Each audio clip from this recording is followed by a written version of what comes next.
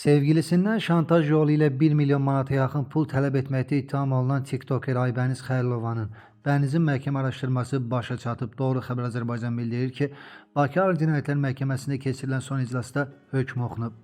Fəxri Məmmədovun sədrlik etdiyi məhkəmə kollegiyası belə nəticəyə gəlib ki, təqsirləndirilən şəxsə hədə qorxu ilə tələb etmə və xuliqanlıq maddəsi ilə verilmiş ittiham məhkəmə istintaqı zamanı sübuta yetirilib.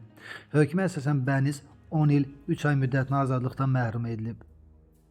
Qeyd edək ki, Bəniz 2024-cü ilin sonunda qeyri-rəsmi münasibətdə olduğu biznesmen sevgilisi Xalid Kərimovun şikayət əsasında həbs edilib. Zərər çəkmiş əvvəlcə hüquqi mühafizə orqanlarının rəhbərlərinə müraciət edərək kömək istəsə də sonradan mövqeyini dəyişib. O məhkəmədə Bənizdən heç bir şikayətin olmadığını deyib azadlığa buraxılmasını xahiş edib. Lakin məhkəmə irəli sürülən ittihamın ağırlığını və zərər çəkmişlərin ifadələrindəki ziddiyyətləri nəzərə alaraq Bənizin axıra kimi həbsdə saxlanılmasına qərar verib.